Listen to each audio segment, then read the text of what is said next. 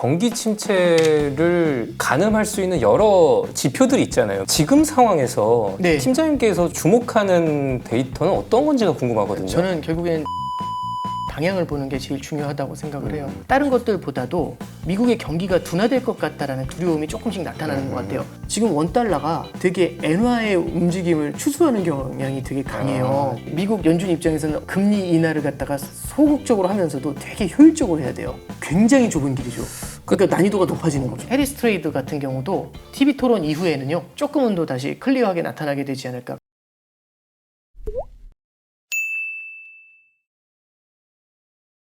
자, 그러면 그 미국 경기 침체 얘기로 좀 넘어가 보려 하는데, 네네. 지금 한 어느 정도 단계인지가 궁금하거든요. 그러니까 근데 또 지난주 미국 7월 CPI나 네. 소매 판매 같은 데이터 보면 또 괜찮게 나왔어요. 네. 그래서 이거 경기 침체가 오긴 오는 건가 이런 또 생각도 들고, 아니면 그래도 진입 단계인 건가 이런 생각도 드는데 팀장님 네. 생각이 좀 궁금합니다. 지금 일단 경기 침체라고 얘기하기엔 굉장히 어렵죠. 소매 판매가 저렇게 강하니까. 네. 그러니까 이제 시장에서 구루라는 사람들이 얘기하는 건 지금은 경기 침체예요 이렇게 얘기하는 게 아니고요. 이런 상황이 유지가 되면은 경기 침체로 빠르게 진입할 수 있습니다. 이렇게 얘기를 하는 거예요. 왜 그러냐면 여태까지 역사를 보면은 미국의 실업률이 굉장히 낮았거든요. 낮은 순간에 굉장히 낮은 순간이 되면은 시장이 과열이잖아요. 그럼 연준이 금리를 많이 올려요. 그러면은 과열됐던 시장이 한순간에 식어버리거든요. 그럼 그 다음에 어떤 일이 벌어지냐면 실업률이 팍 튀어 올라가면서 경기 침체가 찾아오곤 합니다. 네. 그러니까 이제 지금도 보면은 실업률이 굉장히 낮은 편이잖아요. 경기가 뜨거울 거라고 생각하고 이게 장기화될 거라는 믿음이 있다 보니까 거기에 믿음을 가지면서 너무 많은 베팅을 해서 갑작스러운 경기 침체를 맞이하는 거거든요. 그 방심 속에서. 그래서 이제 이 구루라는 분들도 전체적으로 경계하고 있는 게 지금이 경기 침체입니다. 이게 아니라 이런 식으로 계속 고금리가 유지가 되면 예방 주사를 놔주지 않고 고금리를 유지시켰을 때에는 굉장히 빠른 경기 침체를 만날 수 있습니다. 이제 이렇게 이제 경고를 하고 있는 겁니다. 그게 이제 유명한 사람들 중에 엘 에리언이라는 사람도 있고요. 뭐 최근에 갑자기 방향 바꿔가지고 사람들한테 지탄을 받는 더들리라는 분들도 있고 이제 그런 케이스라고 볼 수 있죠. 저 역시 거기에 공감을 하고요. 지금 현재 미국의 금리가 제약적인 영역이라고 높은 수준이라는 얘기죠. 미국 경제의 체력이 버티기에는 조금은 좀 높은 수준이라는 것에는 저도 좀 공감을 하고 그럼 이걸 갖다가 이제 조금은 좀 낮춰줘야 된다. 이제 이런 해석이 가능할 것 같습니다. 궁금한 게 있는데 경기 침체를 가늠할 수 있는 여러 지표들이 있잖아요. 미국에서 뭐 소매 판매도 있고 네. 실업률도 있고 뭐 재고 데이터도 있고 여러 가지가 있는데 지금 상황에서 네. 팀장님께서 조금 주목하는 데이터는 어떤 건지가 궁금하거든요. 저는 결국엔 장단기 금리 방향을 보는 게 제일 중요하다고 생각을 해요. 결국에는 채권 시장에서 그거를 읽어내거든요. 근데 그조차도 과거하고는 좀 다른 게 채권 시장 자체의 성격이 워낙 많이 바뀌어가지고요. 네. 과거하고는 달리. 그래서 이것조차도 과거처럼 신뢰도를 주긴 좀 어려워요. 왜냐하면 그 장단기 금리 차? 예, 그렇죠. 예, 그런 걸 봐야 되는데 이제 왜 문제가 되는 거냐면 채권 시장에서 나타나는 현상 중에 지금은 채권 시장에 헤지 펀드가 너무 많이 들어와 있어요. 과거하고 달리. 그리고 채권 시장에 개인들도 많이 들어와 있습니다. 그래서 과거에는 기관들이라든지 아니면은 이제 중앙은행들처럼 대형 프로들이 들어와서 많이 했었는데 지금은 단타 플레이어들이 꽤 많이 들어와 있거든요. 그러면 일시적으로 그 왜곡을 되게 심하게 만들 수가 있어요. 그래서 걔네들이 주는 시그널이 조금은 왜곡돼서 나타날 수가 있습니다. 그럼에도 불구하고 결국에는 장기 금리가 어떻게 움직이는지를 좀 바라보는 게 되게 중요할 것 같고요. 지금 이거 촬영하는 날이 이제 월요일 날 오후 4시인데 이제 오늘 같은 경우도 지금 엔화가 900원대 초반에서 915원 이렇게 쭉 올라왔거든요. 그래서 엔화가 또 강세를 보이기 시작을 했어요. 네. 그 기조에는 뭐가 있냐면 다른 것들보다도 미국의 경기가 둔화될 것 같다라는 그런 두려움이 조금씩 나타나는 것 같아요. 그거는 지표로만 나타나는 게 아니라 가끔씩 그럴 때 있어요. 이렇게 금리가 높은 수준이면 지금은 지표가 높지만 나중엔 나빠지지 않겠어? 이런 생각들. 그러니까 지금의 모습이 중요한 게 아니라 미래의 모습이 중요한 거 아닌가요? 그러니까 지금 미국 장기 금리가 많이 내려와 있는데 네. 그렇다면 앞으로 미국의 경기가 둔화될 거라는 기대가 선반영, 좀 많이 반영되어 있는 상태라고 봐야 합니까? 그러니까 많이 반영되어 있는 것들도 있고요. 근데 다만 아직은 경기 침체를 제대로 반영했다라기보다는요. 네. 미국의 기준금리 인하를 갖다가 조금 세게 반영하는 조금 더 있는 것 같아요. 그래서 만약에 기준금리 인하가 조금 줄어들고 네. 경기 침체를 반영하면 현 수준보다 오히려 조금 더 높거나 아니면 비슷한 수준이 유지되지 않을까 그런 생각을 하고 있습니다. 그러니까 오히려 이제 금리 인하가 본격적으로 시작되면 장기금리 네. 조금 튈 수도 있겠네요. 네, 그렇습니다. 그래서 이제 우리는 실업률을 봐야 된다는 말씀 많이 해주시는데 맞고요. 근데 실업률 자체가 후행 지표예요. 네. 그러다 보니까 우리가 조금 늦게 읽어내는 경향들이 있는데 저는 지금 만약 본다면 달러하고 그다음에 미국의 금리를 보는 게 되게 중요하다 이렇게 네. 봐요. 참고로 지금 지난 8월 5일 날 시장이 조금 독특했던 것 중에 하나가 뭐냐면 일반적으로 코스피 지수가 하락하면 달러가 튀어야 돼요. 원 달러가 튀거든요. 네. 근데 화는 안정적이었죠. 그렇죠. 8월 예. 5일 날 달러가 오히려 맞아요. 그리고 이제 오늘 같은 경우도 어떠냐면은 오늘 이제 저기 네, 오늘은 좀 8월 19일이죠. 오늘 예. 월요일 날인데 오늘 장이 어떠냐면은 코스피 지수가 시간이 지나면서 쭉 빠지기 시작을 해서 1% 가까이 빠졌어요. 그런데 원 달러 환율이 1,330원까지 주저앉았어요. 한 5달 만에 가장 낮은 그렇죠. 거라고 하더라고요. 그럼 이건 이상하잖아요. 보통 주가가 내려가면 환율이 뛰어야 되는데 네. 가장 큰 이유 중에 하나가 지금 원 달러가 되게 엔화의 움직임을 추수하는 경향이 되게 강해요. 좀 N과 약간 커플링되는. 네, 그렇죠. 그러니까 N 강세가 원 강세를 갖다가 유도하는 거거든요. 그리고 또 하나는 뭐냐면 그럼 N 강세는 왜 나왔는데 미국의 국채 금리가 내려가고 달러가 약세로 가면서 나왔거든요. 그러면 이 얘기인즉슨 여전히 우리가 미국의 경기 침체에 대해서는 신경을 써줄 필요가 있고 그거는 달러하고 그 다음에 미국의 국채 금리 이 두 가지 움직임을 통해서 어느 정도는 좀 모니터링이 가능하지 않겠나 그렇게 생각을 합니다. 일단은 시장에서는 9월에 미국이 금리를 내릴 것으로 예상하고 있잖아요. 네. 그렇다면 9월에 내리는 거는 지금 팀장님 말씀 좀 종합해 보면 그래도 아주 늦게 내리는 건 아니다. 그래도 괜찮게 그러니까 약간 예방적으로 좋은 시점에 내리는 것 같다는 생각도 드는데 팀 어떻습니까? 저는 일단 답은 모르겠다 이렇게 말씀드리는 게 좋을 것 같은 게 왜냐하면 결국에는 미국의 경기가 둔화되는 거거든요. 네. 미국의 경기가 둔화되는데 결국에는 지금 성장이 어떻게 나와주냐예요. 경기가 둔화된다는 얘기는 성장이 주저앉는 속도라니까 빨라질 수 있다는 얘기죠. 근데 이번에 예를 들어 9월에 금리를 0.25를 낮췄어요. 근데 성장이 예를 들어 주저앉는 속도가 되게 빠르면 0.25 낮춘 걸로 모자랄 수도 있어요. 그럼 어떻게 되면 연준 같은 경우는 보통 지표를 보고 따라가요. 그래서 지금 이제 백미러 보고 운전한다고 욕먹는 이유가 그거거든요. 그래서 만약에 이제 예방적으로 한다면 그래서 7월에 하는 게 더 맞지 않았겠냐라고 전문가들이 얘기하는 게 구루라는 분들이 말을 하는 게 그런 이유거든요. 그래서 이게 9월에 인하하면은 적절한 거 아니냐. 성장이 둔화되는 속도에 맞춰가지고 봐야 되는데 성장이 둔화하는 속도로 지금 가늠하기가 좀 어려워요. 참고로 말씀드리면 지난주 금요일 날이죠. 지난주 금요일이면 8월 16일이겠죠. 8월 16일 날 미국의 GDP 나오라고 해서 미국의 성장률을 보여주는 지표가 발표됐는데 그게 처음에 발표될 때는 3%였다가 순식간에 2.0까지 내려왔어요. 그러니까 미국의 성장에 대한 우려가 특히 주택시장을 중심으로 조금씩 커지고 있는 그런 상황이거든요.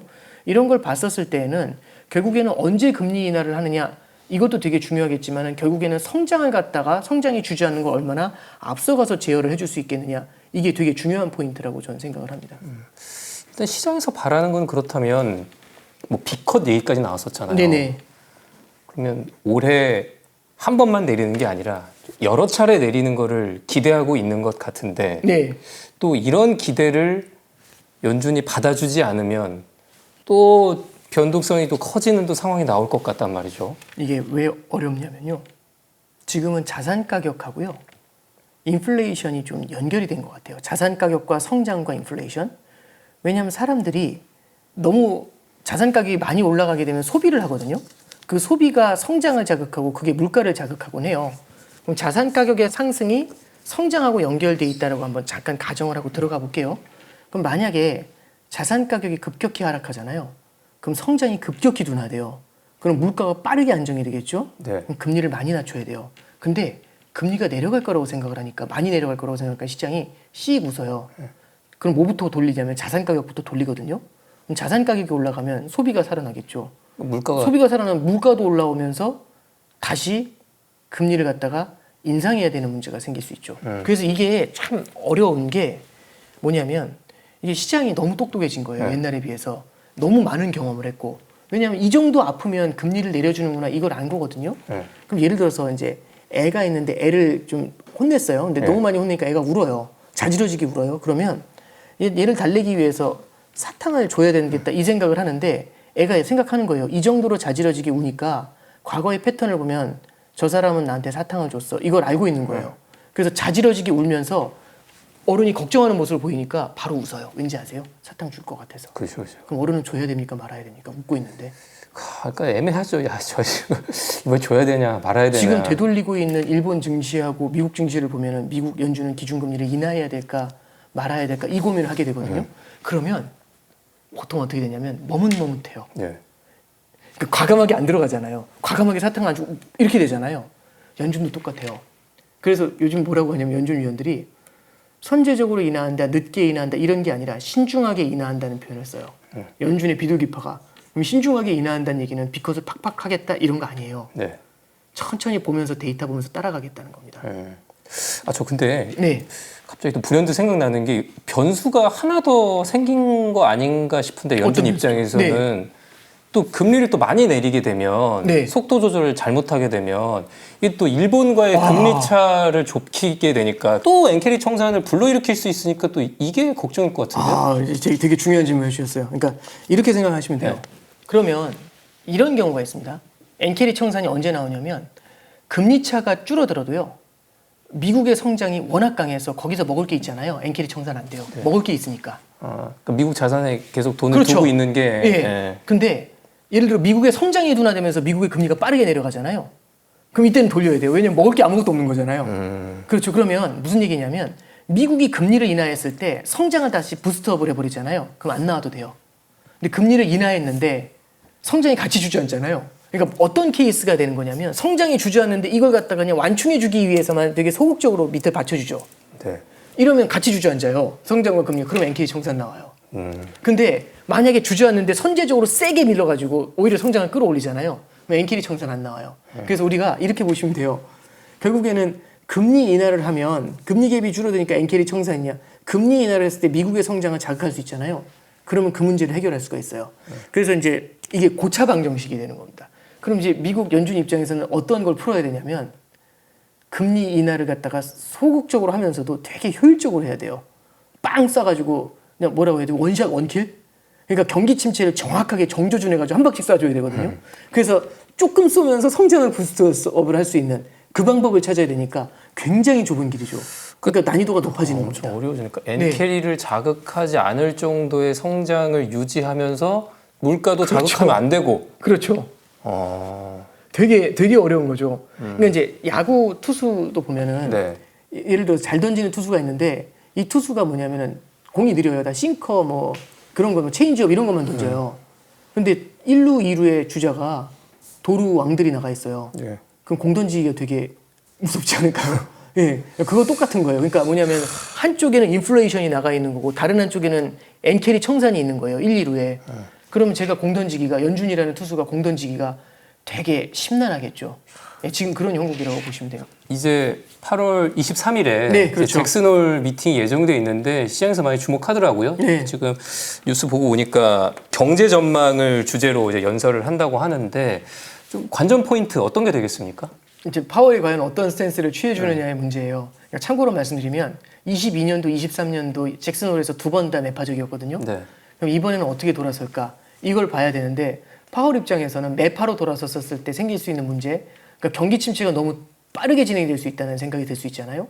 두 번째는 비둘기로 확 돌아섰을 때 자산 시장을 너무 많이 자극을 하면서 인플레이션을 자극할 수 있죠. 그래서 이 두 가지 사이에서 줄타기를 해야 되거든요. 그럼 파월 의장 입장에서는 제일 많이 하고 싶은 얘기가요. 원론적인 얘기를 하고 싶을 겁니다. 왜 원론적인 얘기를 하고 싶냐면 8월 23일이잖아요, 잭슨홀이. 네. 그럼 9월 달로 넘어오죠. 9월 달로 넘어오면 9월 첫째 주부터 굉장히 중요한 고용 지표하고 제조업 지표하고 이런 걸 다 만날 수가 있어요. 그걸 보고 결정을 하고 싶지. 9월 18일 FOMC에서 잭슨홀에서 말을 해가지고 자기 스스로가 수갑을 채우는 자기 말에 그 선택을 하기는 쉽진 않을 것 같아요. 그래서 파월이 시장이 조금은 안정세를 보이고 있는 이 상황에서 파월은 과연 어떻게 얘기를 할까? 시장이 기대하는 떡을 던져주게 될까? 이게 이제 굉장히 중요한 관전 포인트고요. 두 번째는 이번에 잭슨홀에서는 어떤 얘기를 좀 다루게 되냐면 이게 트랜스미션이라는 단어가 나와요. 트랜스미션이 뭐냐면 이 전파예요. 그러니까 현대 지금 상황에서 최근에 이 통화 정책에 대한 의지를 전달하는 게 어떤 경로로 어떻게 진행이 될 것인가 이 얘기를 많이 하거든요. 그리고 연준과 시장의 커뮤니케이션 여기에 대한 고민을 조금은 좀 담을 것 같고요. 두 번째는 중립금리에 대한 얘기가 조금 나오게 될 것 같습니다. 그 중립금리가 지금 도대체 어느 레벨에 와 있고 자기들은 어느 정도 연구를 했었는지 예, 그 얘기를 좀 할 것 같고요.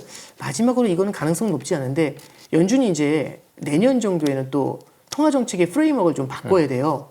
그 프레임워크 변화에 대해서도 사전에 조금은 흘려주는 부분이 있지 않을까 그 생각은 좀 하고 있는데 아직은 조금은 좀 빠른 것 같아요. 그래서 말씀드렸던 3가지 포인트 정도만 한번 봐주시면 좋을 것 같습니다. 이번 주가 이제 네. 민주당 전당대회인데 아마 이제 해리스 후보가 이제 민주당 후보로 공식 지명이 될 것 네. 같습니다.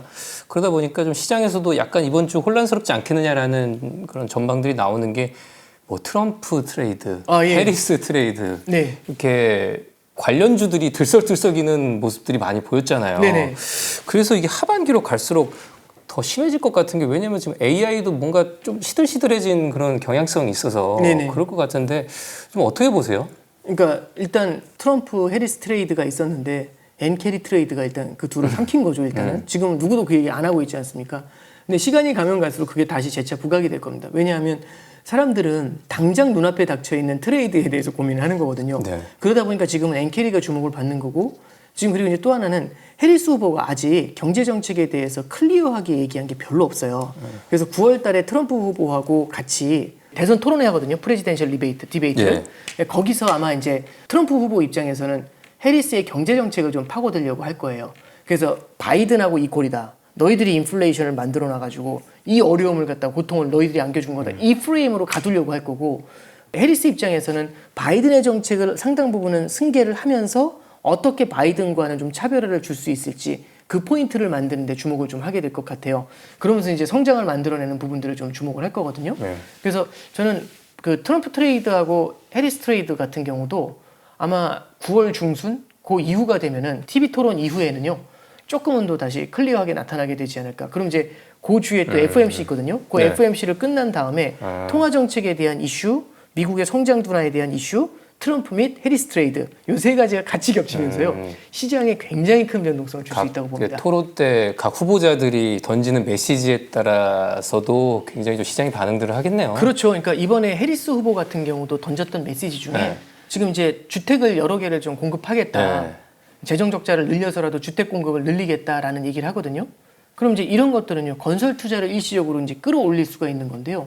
근데 이제 반대편에서 어떻게 되냐면 주택 공급이 너무 크게 늘어나게 되면은 지금 주택 가격이 하늘까지 떠 있는 게 하락을 해버릴 수가 있잖아요. 그래서 이 부분에 대해서도 고민이 같이 생기게 되는 겁니다. 예. 그래서 해리스 후보가 근데 아직까지는요. 굉장히 선언적인 발표들은 했지만 세부에서 디테일을 많이 언급한 건 없는 것 같아요. 네. 그래서 저도 조금 더 팔로우업을 해봐야겠지만 맞아요. 향후에 그 내용들이 좀 나오면 현재는 네. 사실은 뭐 저도 그 말이 조금은 좀 공감이 가는 게 바이든 정책을 그대로 가져온 것 같다. 그렇죠. 예, 그렇게 하고 약간 기업에 대한 법인세 부분만 좀 더 급진적인 거 아니냐. 이 정도지 클리어하게 나오지 않았고 사실 연설에서도 되게 뭐라고 해야 될까요? 앰비기어스하게 그러니까 애매모호하게 얘기한 부분들이 좀 있어요. 그래서 그 부분들은 아직까지 시장에 클리어해지지 않으면 시장이 바로 타격을 주거나 그러진 않거든요. 그래서 그런 것들은 우리가 조금 더 지켜봐야 될 것 같습니다. 그렇죠. 무슨 뭐 친환경이라든지 뭐 반도체라든지 AI에는 좀 우호적일 것 같다라는 그런 얘기는 있지만 딱 그렇죠. 해리스만의 어떤 정책은 아직까지 좀 눈에는 없는 것 같아요. 그러니까 지금 말씀해 주신 네. 게 그냥 모든 이가 공감하는 건데 그럼 바이든 때도 이렇게 얘기하면 그러니까요. 그냥 아까 전에 말씀드렸던 네. 걸 그냥 이렇게 도매금으로 그냥 묶여버리잖아요. 근데 여기서 아직 차별화를 준 거는 아직 뚜렷하게 보이진 않습니다. 조금 더 시간을 두고 봐야 될 것 같아요. 이것도 네. 사실 대선과 연결되는 주제라고 저는 생각하거든요. 지금 중동 전쟁이랑 러시아 네. 우크라이나 전쟁도 대선이 가까워지니까 거기도 지금 네. 전황이 급변하고 있다는 생각이 들거든요. 그래서 오늘도 토니 블링컨 네. 장관이 날아가고 뭐 하마스가 휴전 중재안 거부하고 지금 러시아 우크라이나에서는 우크라이나가 지금 러시아 본토 침공하고 거기도 지금 굉장히 좀 전황이 급변하고 있는데 근데 이게 결국 뭐 유가에도 영향을 주게 되고 또 금융시장에도 어느 정도 충격은 줄 것 같다는 말이죠. 좀 어떻게 보세요? 만약에 유가가 뛰어버리면 아까 전에 이제 1, 2루의 주자가 있는데 네. 그 도로로 나가 있는 주자들이 인플레이션이 한 축인데 그 인플레이션을 굉장히 많이 자극하는 게 국제 유가예요. 예, 그렇죠. 참고로 말씀드리면 유가가 그 인플레이션 압력이 제일 높을 때가 국제 유가가 140불이었거든요. 지금 국제 유가가 70불대 후반이에요. 거의 반토막이 났으니까 인플레이션 압력이 꽤 많이 줄어든 거지 않습니까? 그리고 그 인플레이션 압력 유가를 낮추기 위해 가지고 미국은 전략 비축률을 어마어마하게 풀어줬거든요. 근데 여기서 또 전쟁 나면서 유가를 끌어올리게 되면 지금 전략 비축률 너무 많이 풀어가지고 오히려 사야 돼요, 전략 비축률을. 그러면 이제 사실은 쓸 수 있는 카드가 많지가 않지 않습니까? 그래서 저도 개인적으로 아유 제발 좀 안 났으면 좋겠다. 물론 이제 그게 단순히 주식시장을 위해서뿐만 아니라 세계 평화를 위해서도 당연히 안 네. 났으면 좋겠다는 생각은 드는데 이들의 모순이 상당히 중첩돼 있다는 게 일단 첫 번째 문제인 것 같고요. 또 하나는 이 인플레이션이라는 것을 우리가 지금 벌써 4년째 겪고 있잖아요. 그러다 보면 이 인플레이션 고착화에 대한 두려움이 커져요. 그래서 인플레이션에 대한 기대가 아직은 남아있거든요. 그런 상황에서 유가가 올라가면 사람들이 이게 유가는 쉽게 안 내려오겠구나. 물가는 계속 올라가는 건가 봐. 이런 학습이 돼요. 그렇죠. 그럼 이제 인플레이션 고착화로 이어질 수 있습니다. 사실 엔케리 청산보다 더 무서운 건지 그거라서 사실은 저는 저런 전쟁이 찻잔 속의 태풍이라기보다는 전쟁 자체보다도 오히려 이제 유가를 건드리게 됐었을 때 만들어낼 수 있는 부작용 이거를 저는 조금은 좀 경계해서 봐야 된다는 생각을 하고 있습니다. 네, 이제 얘기 정리하고자 하는데 네. 그 8월 22일에 한국은행 금통입니다. 이번에 기준금리 결정하는데 아마 뭐 동결할 것으로 예상은 됩니다만 근데 오늘 환율 보면 네. 그 1,330원대로 내려오면서 조금 이 점에 대해서는 하나니 부담을 조금 덜지 않았나 싶긴 하거든요. 네, 이제 이렇게 보시면 될 것 같아요. 원달러 환율이 1,300원대로 내려온 이유가 우리나라의 펀더멘탈을 반영한 면이 크냐 아니면은 엔화라든지 위안화의 움직임을 추수한 면이 크냐라고 본다면 적어도 오늘의 환율은 후자가 조금 더 큰 것 같아요. 그럼 이거는 어쩌면 우리나라의 펀더멘탈이 돌아섰다라는 펀더멘탈이라는 거는 쉽게 변하는 게 아니지 않습니까? 근데 엔화라든지 위안화의 움직임이라는 건 되게 변동성이 정책에 따라서 높아질 수도 있잖아요. 그래서 이것만 보고 안심하기에는 조금은 일러서 이 환율 데이터의 추이를 조금은 더 지켜보고 싶어 할 것 같아요. 근데 오히려 환율을 보면서 안심하면서 내린다라기보다는요. 다른 것들을 좀 봐야 될 것 같은데 여전히 이제 88 대책이 나온 이후에도 네. 주택시장의 불안이 아직은 좀 여전히 상존하고 있는 것 같아요. 이런 상태에서 기준금리 인하를 잘못했었을 때는 예를 들어서 이제 가계부채가 큰 폭으로 증가하면서 수도권 전역에 걸쳐서 주택 가격이 빠르게 앙등을 해버리는 네. 그런 부작용이 나타날 수가 있거든요. 그래서 지난 7월달 금통위에도 시장의 예상을 깨고 이창용 총재께서 했던 얘기도 코멘트의 핵심도 결국에는 그런 우를 범하지는 않겠다. 네. 그런 이제 코멘트를 좀 같이 했던 바가 있습니다. 저는 그런 기조를 하느니 조금은 여전히 갖고 있을 거라고 생각을 하고요. 그래서 그 자산 가격에 대한 불안, 특히 부동산 가격과 가계부채에 대한 부담을 굉장히 좀 같이 고민을 하면서 9월 달부터 스트레스 DSR이 도입이 돼요. 그게 이제 가계부채를 어느 정도 시키게 되는지, 가계부채 상승 압력을 어느 정도 시키게 되는지 그걸 보면서 이제 움직일 거라고 보고 있습니다. 그래서 8월 달에는 7월과 마찬가지로 기준금리 인하의 가능성은 열려 있다라는 얘기를 하면서 7월 달에 했던 코멘트 똑같거든요. 물가하고 성장만 보면 기준금리 인하를 해도 된다. 네. 그런데 부동산 시장과 가계부채의 부담은 크다. 그 모습은 아직까지 그대로 이어지고 있는 것 같습니다. 그래서 아직까지는 8월에 기준금리 인하를 막 빠르게 한다라기보다는요. 조금은 신중하게 보면서 10월의 가능성을 열어두는 모습들을 보이게 되지 않을까 생각하고 있습니다. 그렇죠. 지난번에는 이제 인하 소수 의견까지는 안 나온 걸로 제가 네. 알고 있는데 아마 뭐 이번에는 소수 의견이 나올 수도 있고 뭐 7월보다는요 조금은 더 인하의 가능성을 높이는 인하가 네. 조금 더 가까워왔다라는 메시지는 어떤 방식으로든지 나오게 될 것 같아요. 다만 그 정도의 조절을 하려고 하겠죠. 네. 맞습니다. 정말 마지막 네. 질문인데 네. 그 새로운 직책이 생기셨잖아요. 예. 그 신한은행 프리미어 패스파인더 아, 네네. 이제 단장을 이제 맡고 계시는데 네. 그 약간 이제 고액 자산가들의 자산 관리를 이제 예, 해주시고 이제 그렇습니다. 그런 거죠. 네. 이제 하나 좀 궁금한 게 네네. 이런 변동성이 심한 시기에 네. 이제 고액 자산가 분들을 많이 만나고 또 상담도 하실 테니까 네. 그분들의 그래도 하나 공통된 투자 철학 아니면 삶에 대한 태도랄까요? 공통점 같은 거 하나 좀 있을 것 같아요. 그래서 첫 번째는요. 예. 철학이라는 것까지는 제가 한두 번 뵙고서는 느낄 수는 없는 네. 건데 공통적으로 여러분들이 보이는 시각은요.